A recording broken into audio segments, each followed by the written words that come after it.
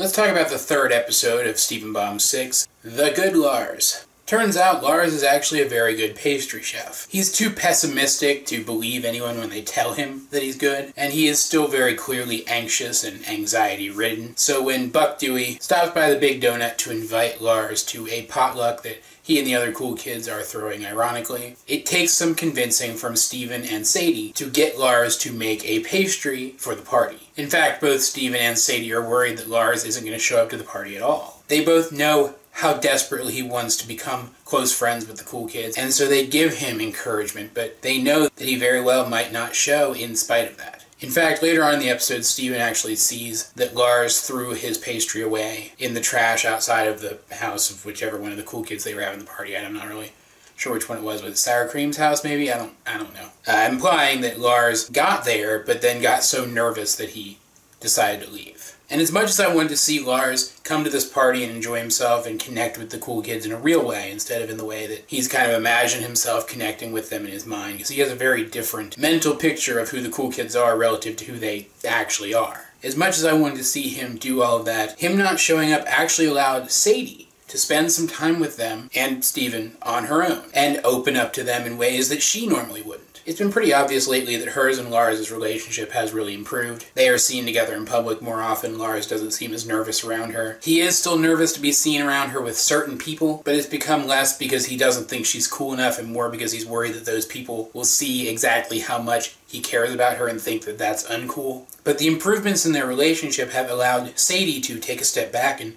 start to criticize Lars for things other than the fact that he doesn't pay enough attention to her. That he wants to keep her in his life, but doesn't pay enough attention to her because he's been paying more attention to her. And so this episode, which started out as Lars' character development and did give us some character development for Lars, there was development there, ended up being an episode validating Sadie as an individual, which is something that you guys know I really want to see happen more often. It annoys me that so much of Sadie's character development has been handled as ancillary development to Lars, as if she doesn't have a right to develop on her own, and that's been getting better lately, but this took it up to a whole nother level. She has a line in this episode, something along the lines of how she wishes that Lars knew that the cool kids were cool, not in the way that he thinks they are, but that they're actually cool. Because if he knew that, he'd probably be able to open up around them. It shows how much she knows Lars. She really does know him. She understands this about him. There was some really raw emotional stuff in here, and yet it was still a really easygoing, easy-to-watch episode. It was fun getting to hang out with the cool kids at this party that they threw ironically, but then ended up genuinely enjoying. The episode did a fantastic job of conveying how Sadie was feeling in that moment, getting to know these new people, and it did a fantastic job of conveying how disappointing it was to find Lars' pastry in that trash can and realize that his anxiety got the best of him again.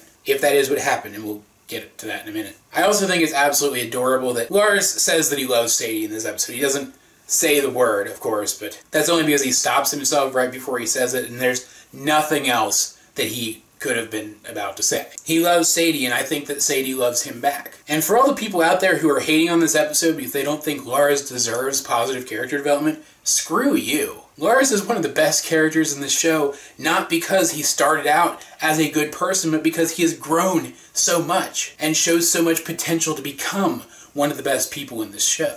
I mean, look at the scene where he opens up to Stephen about his feelings, about how he's worried that the cool kids will judge him for his feelings for Sadie. He never would have done that just a few seasons ago. You can tell he genuinely considers Stephen his friend now. That's not just something that Stephen wishes were true. It's a fact now. That alone shows how far he's come and how much better he's become. But of course, this episode does tie back into the bomb. At the end, as Stephen and Sadie part ways to each go home, the camera ominously follows Sadie, and we can assume that the same thing is going to happen to her that happened to Onion at the end of the last episode, whatever that something is. And that's why I'm not 100% sure that Lars decided not to go to the party of his own accord. Yes, he had to have thrown his, what was it called, an ube cake, I think? He had to have thrown that away, but it's still possible that he got abducted before he could go into the... Because, spoiler alert, he did get abducted. We just don't know exactly when. So it is possible that he decided that the pastry was just too much, threw it out, and then intended to still go into the party. But he was snatched up before he could. And I hope we get an answer as to whether or not that's what happened, because I'm really curious about it, more so than I probably should be. At the end of the day, though, I loved this episode. Not just because I think it's a good episode. It's still probably only about average for this show, the same way that Lion 4 was, but because it was good storytelling in the scope of this arc. This episode still served to further this arc by building more tension and contributing to the tone, and yet we got so much character development for who are basically ancillary characters. This is the storytelling that this show is known for. This is the storytelling that I came to this show for. This is the storytelling that we haven't been getting as often lately, and I'm so glad to see some of it back. But as per usual, guys, if you have seen this episode, what did you think of it? Let's get a discussion going in the comment section down below. Either way, this has been AJ22, and I will talk to you guys later.